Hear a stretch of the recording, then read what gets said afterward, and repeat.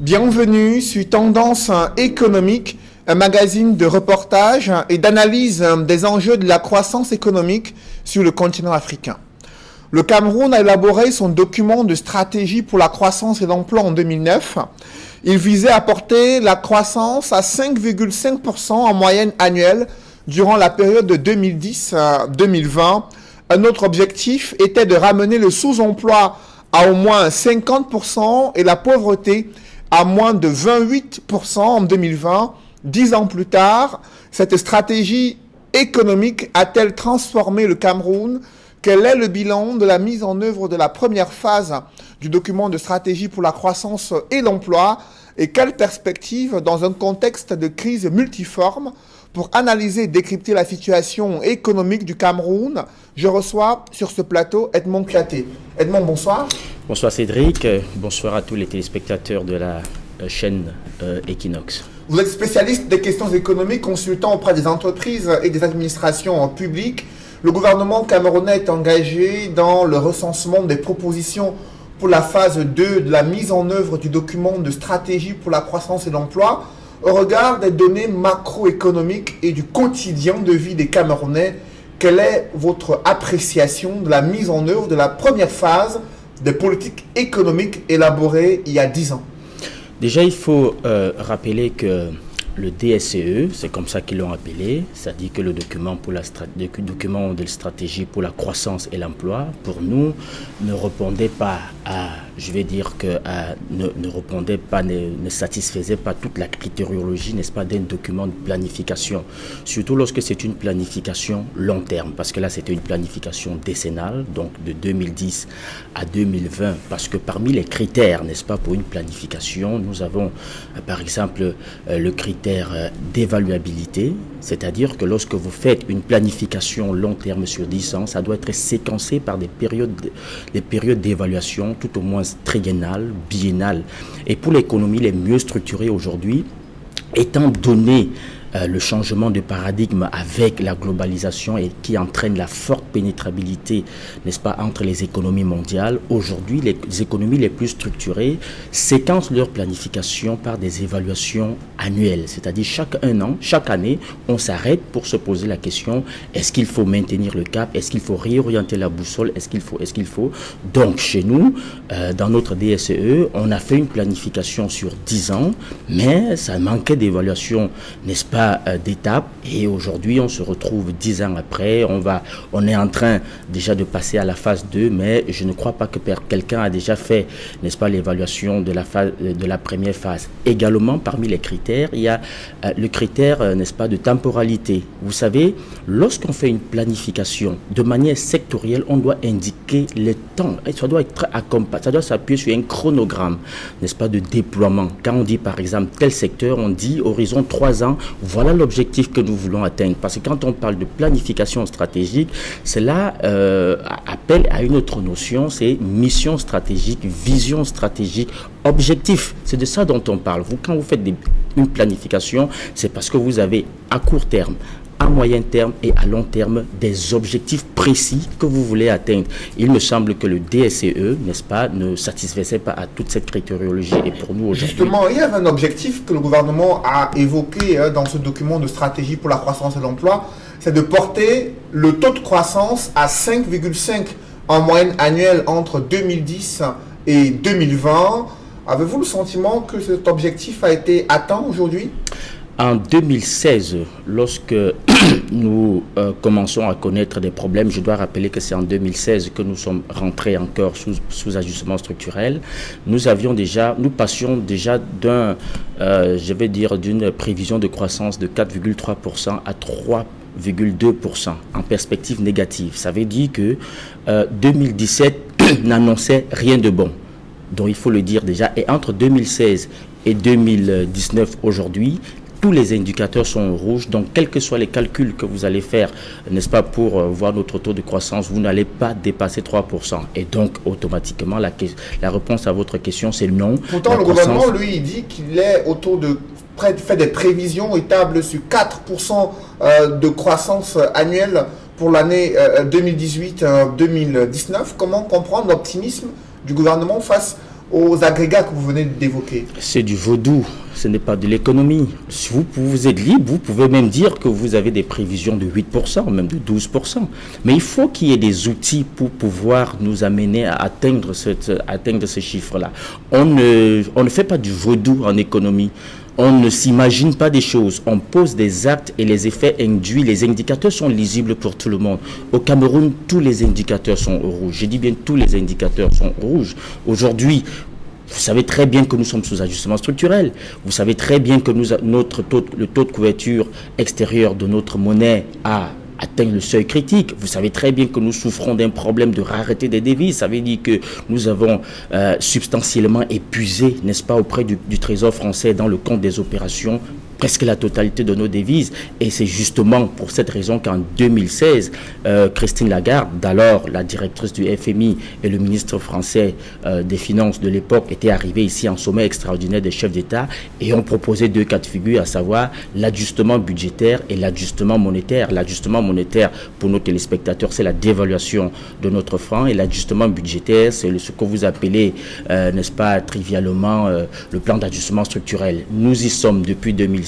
Nous en sommes encore aujourd'hui. C'était un plan triennal qui devrait être, n'est-ce pas, revu en 2019. C'est revu, ça a été prolongé parce que nous n'avons pas satisfait tous les points, n'est-ce pas, marqués par le FMI. Donc, concrètement, aujourd'hui, je ne sais pas quels sont les indicateurs, n'est-ce pas, sur lesquels le gouvernement s'appuie pour donner un taux de prévision de croissance à 4,3% ou à 5%. Nous avons l'autre risque pays à augmenter. Ça veut dire que les IDE, les investissements directs étrangers, sont devenus de plus en plus rares et même quasiment impossibles parce que l'assurance sur l'investissement direct a flambé. Personne ne peut courir le risque aujourd'hui d'investir au Cameroun sur le plan sécuritaire même. On n'est pas logé à une bonne enseigne. Donc tout cela, aujourd'hui le chômage est galopant. Justement, on parlera du chômage dans cette émission, ouais. Edmond Kiaté. Restons sur la stratégie de croissance ouais. que le gouvernement a élaborée dans son document de stratégie. Ouais.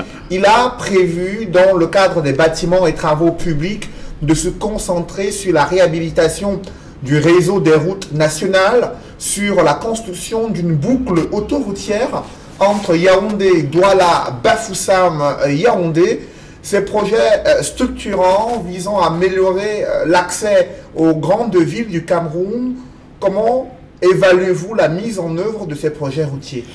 Bon, déjà, ça me permet également de rectifier quelque chose. Il faut savoir que ce document stratégique-là, je l'ai dit tout à l'heure, ça ne satisfaisait pas tous les critères. Pour nous, toute la critérologie, n'est-ce pas, inhérente à une planification. C'était plus ou moins une compilation de projets. Je crois que le même document a circulé dans tous les pays de l'Afrique subsaharienne qui annonçaient, n'est-ce pas, leur émergence, pour certains à horizon 2035, pour d'autres horizon 2030. C'était une compilation de projets choisis de manière sectorielle, n'est-ce pas, qui pouvaient apporter, n'est-ce pas, une certaine restructuration dans l'économie et avoir des effets induits sur l'emploi. Parce qu'on estime qu'à construire des routes, c'est des gros chantiers qui absorbent un peu de chômage et tout cela. Mais parlant par exemple du Cameroun qui a misé, n'est-ce pas, sur la construction des grosses infrastructures, des infrastructures routières et autres infrastructures. Prenons quelques exemples. Vous avez parlé de, n'est-ce pas, cette boucle routière entre Yaoundé, Douala, Bafoussam et autres. Nous avons l'autoroute Douala-Yaoundé, je crois qui a commencé depuis environ 5 ans. Et qui n'est qu'à sa première phase. Je dois vous dire que à date d'aujourd'hui, on n'a même pas encore goudronné 100 km parce que la première phase c'était Yaoundé, ça partait de Yaoundé et on n'a pas encore goudronné 100 km, mais nous sommes déjà à près de 800 milliards de budget consommé. La route n'est pas encore finie, on n'a pas encore bouclé le financement de la deuxième phase, ce qui fait que même si aujourd'hui la première phase était terminée, c'est un tronçon de route qui va se planter dans la forêt et qui ne va pas continuer. Donc ça c'est, vous avez également la bretelle qui devait partir de Simalin, c'était une autoroute qui devait partir de Simalin pour allier Yaoundé en passant par Halas, je crois que c'était 16 km de route qui nous a déjà consommé un budget de près de 195 milliards qui n'est toujours pas encore achevé parce que ça n'a pas encore allié Yaoundé, qui est aussi en construction depuis des années. Vous avez d'autres routes. Il y avait également la route, n'est-ce pas, Douala-Limbé, ça n'a même jamais été commencé. Donc toutes ces infrastructures, celles qu'on a eu le courage de consommer, sont passées par des fourches codines, n'ont jamais connu une fin. D'aucuns de ces projets sont abandonnés. Mais qu'est-ce qui fait problème au regard de ces lenteurs que vous venez de décrire dans le cadre de la mise en œuvre de ces projets autoroutiers? Il faut déjà savoir qu'il y a, au-delà de la gestion calamiteuse et je dirais totalement abracadabrantesque de nos projets, il y a une certaine mafia qui est consubstantielle à notre système, à notre régime qui nous gouverne. Il y a une mafia qui est consubstantielle. Ça veut dire que les projets ne sont pas perçus par ceux qui les gèrent comme des outils de développement, comme des éléments, comme des adjuvants à notre économie, mais c'est perçu comme des supports d'enrichissement personnel. Parce que quand je vous dis par exemple que l'autoroute dans sa première phase, l'autoroute Douala-Yaoundé dans sa première phase, a déjà consommé un budget de près de 800 milliards de francs. 800 milliards. Vous imaginez ce qu'on peut faire avec 800 milliards? C'est de l'argent qui rentre dans les poches des gens. Donc il y a une mafia. Pourtant, des études de faisabilité ont été faites et il y a eu un problème d'indemnisation des populations qui s'est posé durant la réalisation de ce projet. On a suivi également l'entreprise chinoise qui avait arrêté de travailler durant plusieurs mois pour réclamer des arriérés de décompte, l'épuration de ces factures impayées et ensuite l'arrestation de certains hauts commis de l'État soupçonnés d'être impliqués dans des détournements de fonds destinés aux indemnisations. Le problème se trouvait-il au niveau de la maturation des projets structurants, comme l'a plusieurs fois mentionné la Banque mondiale et le FMI?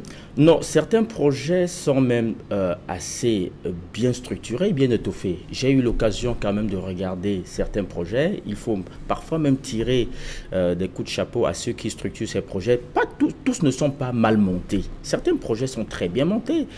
J'ai eu à lire quelques-uns de ces projets-là, l'étude de faisabilité, que ce soit au niveau des APS, c'est-à-dire l'avant projet, n'est-ce pas, sommaire, que ce soit les APD. J'ai pu les lire et même l'étude commerciale, parfois c'est très bien monté, c'est des projets bancables, c'est des projets qui sont bien structurés, qui sont très bien montés.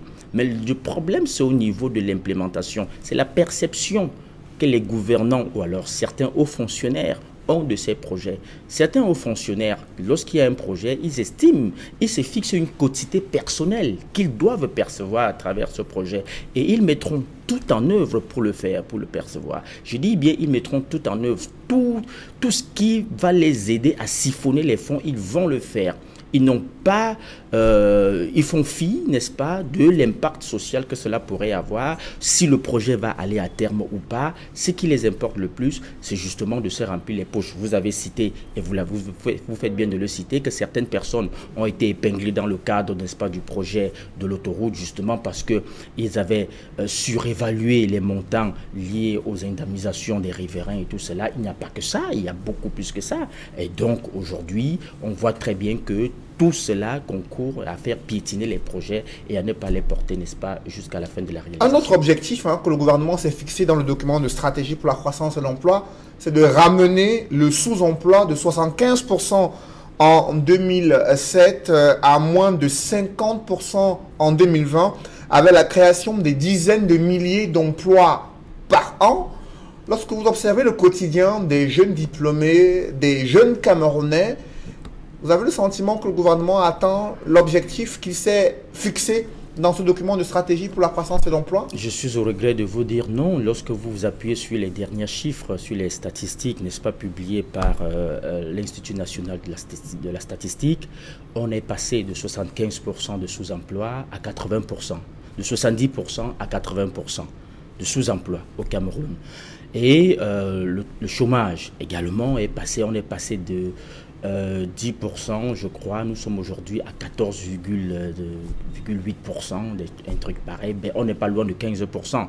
de taux de chômage. Encore que je dis, étant donné que la fiabilité, n'est-ce pas, des outils statistiques chez nous est sujette à caution, ça j'aime bien le dire, les outils statistiques sont quelque peu biaisés chez nous et donc je dis les chiffres parfois qu'on avance, c'est des chiffres qui moi me laissent toujours un peu interrogateur. Donc je dirais que le taux de chômage réel au Cameroun aujourd'hui n'est pas loin de 20%. Et donc votre question, on n'a pas atteint les objectifs, on est loin des objectifs. Le président de la République plusieurs fois a annoncé la création des centaines de milliers d'emplois pour les jeunes dans ses discours adressés à la jeunesse pendant près de 3 à 4 ans. Cela fait environ plus d'1 million d'emplois créés selon le gouvernement. Est-ce que ces chiffres ne sont pas la preuve d'une action gouvernementale visant à résorber le sous-emploi et le chômage des jeunes? Je loue l'esprit, n'est-ce pas, du chef de l'État. J'ai beaucoup d'admiration pour ses ambitions, pour, n'est-ce pas, la vision qu'il a pour le Cameroun. Mais je suis au regret de dire une chose, de constater une chose, c'est que la solution aux questions aussi sensible que le chômage, le sous-emploi, ne vient pas de manière décrétale. Cela ne se fait même pas de manière déclamatoire ou incantatoire. Il y a un travail de fond qu'il faut faire. Il faut structurer l'économie. Il faut faire des investissements. Ce n'est qu'au travers des investissements qu'on crée la richesse. Et en créant la richesse, on résout automatiquement, n'est-ce pas, le problème du chômage. Lorsque vous regardez le carré magique de Nicolas Kaldor, tout est défini dedans. C'est-à-dire, c'est un carré, c'est pour ça qu'on appelle ça carré magique, où tous les angles doivent se tenir. C'est-à-dire que si vous n'arrivez pas à résoudre le problème de croissance, vous ne pouvez pas résoudre le problème n'est-ce pas, du chômage. Si vous ne résolvez pas le problème, par exemple, de balance de paiement, vous n'allez pas résoudre d'autres problèmes. Donc ça se tient. Donc on ne peut pas décréter la fin du chômage. C'est pour ça que j'ai dit, j'ai beaucoup d'admiration pour la vision personnelle du chef de l'État qui est préoccupé par la question du chômage, mais la solution ne viendra pas de manière décrétale, ça ne viendra pas de manière déclamatoire, ça ne viendra pas de manière incantatoire. Il faut que le chef de l'État mette son équipe gouvernementale au travail pour que, effectivement, sur le plan structurel, que des investissements, que des réformes soient faites pour encourager, pour inciter l'investissement, que ce soit, n'est-ce pas, avec l'État, la participation de l'État, ou alors tout simplement dans le secteur privé. Toujours est-il que s'il n'y a pas investissement, il n'y aura pas de richesse à créer. Non, le gouvernement a annoncé plusieurs fois la création des emplois. Il y a eu des recrutements au sein de l'armée qui ont été présentés comme une solution visant à résorber le sous-emploi et le chômage des jeunes. Et il y a eu également des annonces des concours de recrutement au sein de la fonction publique. Et dans les lois des finances, il y a eu des dispositions visant à inciter les entreprises à recruter des jeunes diplômés avec des facilités fiscales qui leur est proposées dans le cadre des lois des finances adoptées au Cameroun. Est-ce que toutes ces stratégies-là sont de nature à pouvoir lutter contre ce fléau social? Malheureusement, non. L'État ne peut pas, quel que soit, n'est-ce pas, la bonne volonté, quelle que soit, n'est-ce pas, quelle que soit la taille, n'est-ce pas, de l'État, aucun État au monde ne peut à lui seul résoudre le problème du chômage. Ce n'est pas possible. Donc, le recrutement de temps en temps de 2000 personnes ou de 5000 personnes dans l'armée, la police, la gendarmerie, dans la fonction publique, ça ne peut pas être une solution efficiente à l'épineuse question, n'est-ce pas, du chômage. Je suis désolé.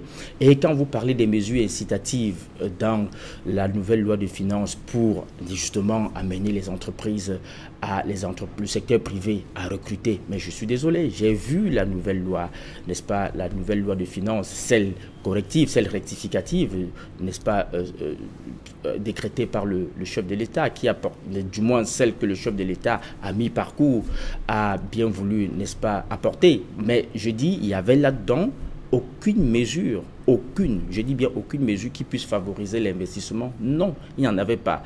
Lorsque le ministre des Finances, par exemple, décide de surseoir, n'est-ce pas, la collecte de la TVA sur l'assurance vie, si vous appelez ça une mesure incitative, je suis désolé, ça ne serait pas une mesure incitative. Quand on parle des mesures incitatives, c'est des mesures qui doivent prioritairement permettre, n'est-ce pas, de booster la production locale, d'améliorer l'outil de production locale. Voilà ce qu'il faut au Cameroun. Il faut qu'on arrête avec cette espèce de vaudou économique qu'on fait aujourd'hui et chaque jour, nous continuons d'être fortement dépendants de l'importation. Ce n'est pas ça de l'économie. Et dans quel état se trouve cet outil de production au Cameroun, au moment où on a vu des membres du gouvernement annoncer la mise en place d'un programme d'accompagnement des agro-industries à travers le pays? Plusieurs entreprises industrielles ont été annoncées dans des régions du Cameroun pour la transformation des produits agricoles. Où en est-on aujourd'hui? Comment vous appréciez cet outil de production au Cameroun? Dans le fameux document dont on parle, le document de stratégie pour la croissance et l'emploi, il avait été prévu justement que 65%, n'est-ce pas, du budget d'investissement devait être consacré à la production et l'amélioration, à la mise en place des, n'est-ce pas, des bassins de production locales dans toutes les régions, ce qu'ils appelaient les agropoles et autres. Au jour d'aujourd'hui, quel est le bilan que nous en faisons? Qu'est-ce que devient, n'est-ce pas, les agropoles pour la production de bananes plantains, agropoles pour la production de manioc, pour la transformation, obtention d'amidon? Qu'est-ce que ça devient à Saint-Mélima? Toutes les usines sont abandonnées.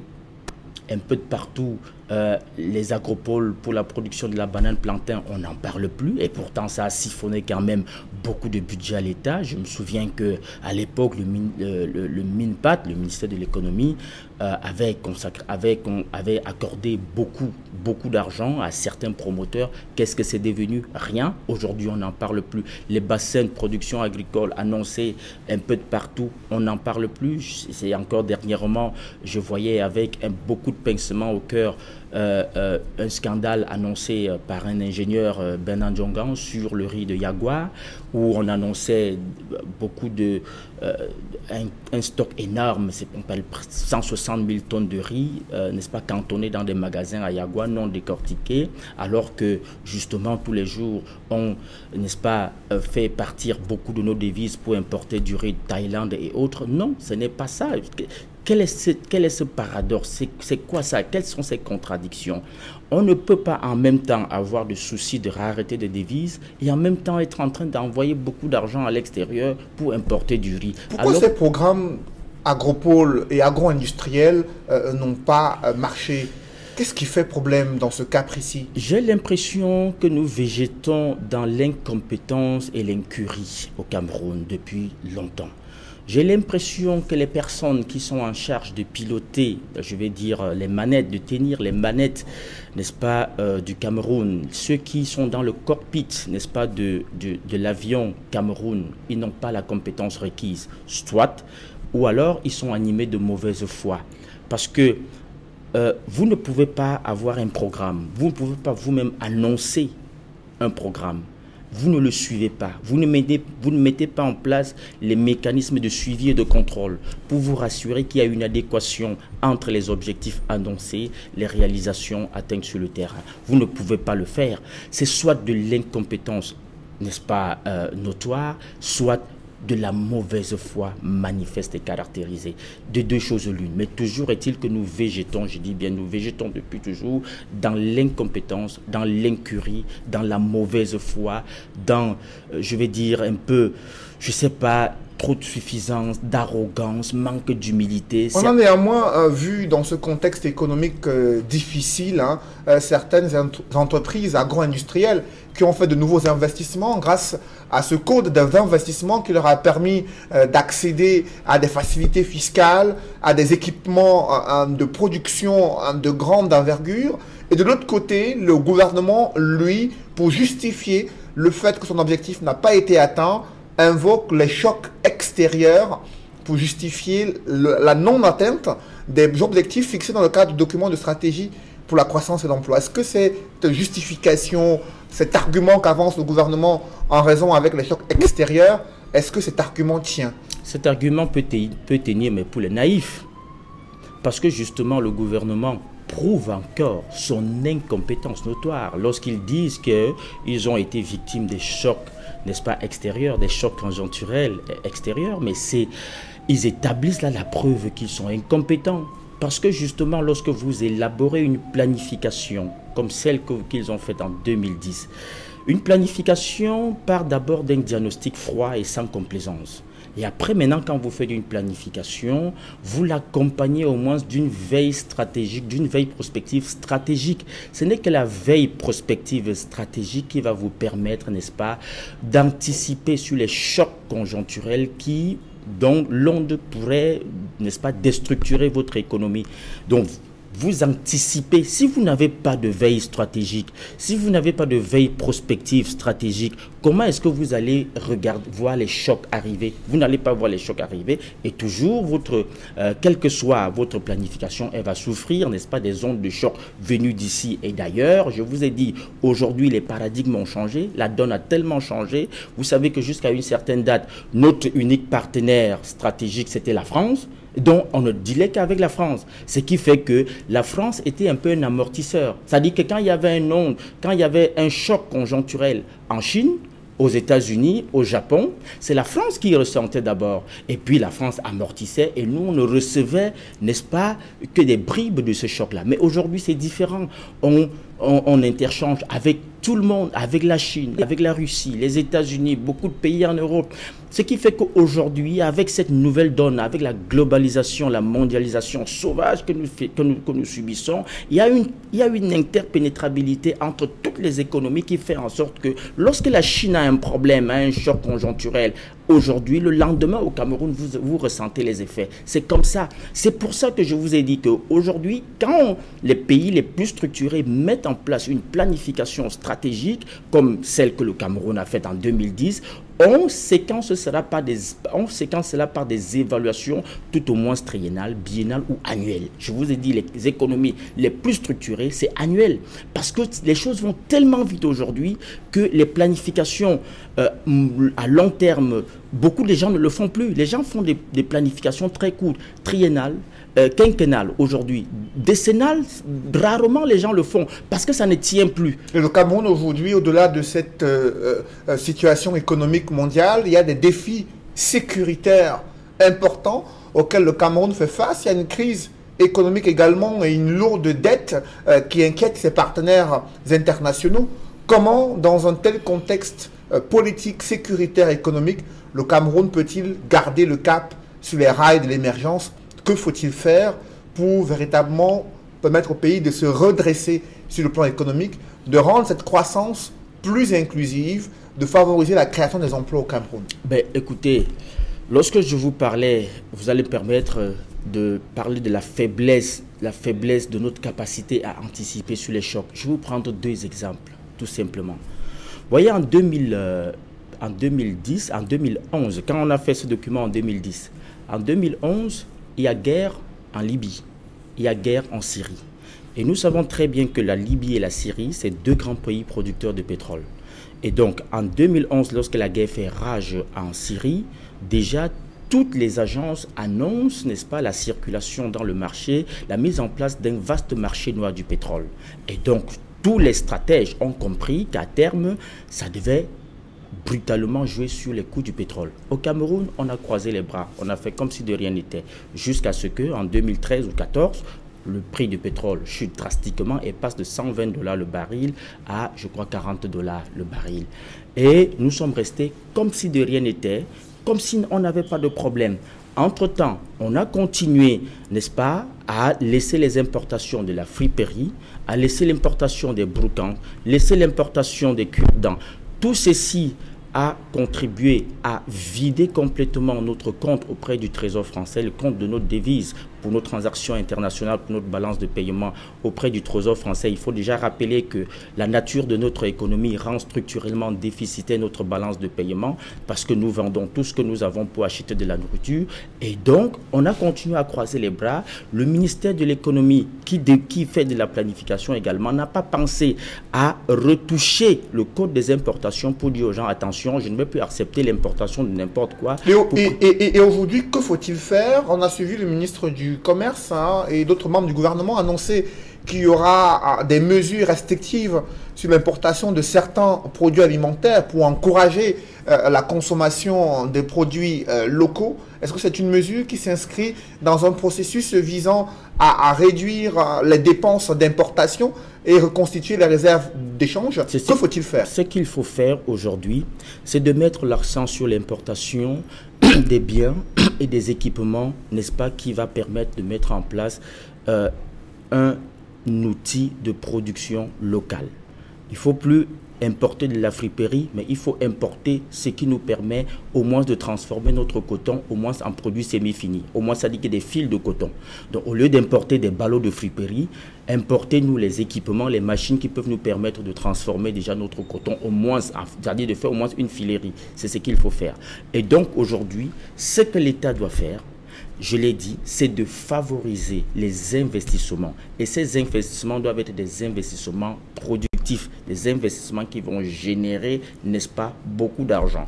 Et il faut également, je l'ai dit, je le répète, tant que nous n'allons pas booster la production locale, tant que nous allons continuer à nous comporter comme si nous avons beaucoup d'argent et nous pouvons tout importer, nous pouvons tout acheter de l'extérieur, nous ne faisons pas de l'économie. Je vous ai dit que les agrégats de l'économie sont connus. C'est la production, c'est la transformation, c'est la consommation. Pour produire, il faut avoir le know-how.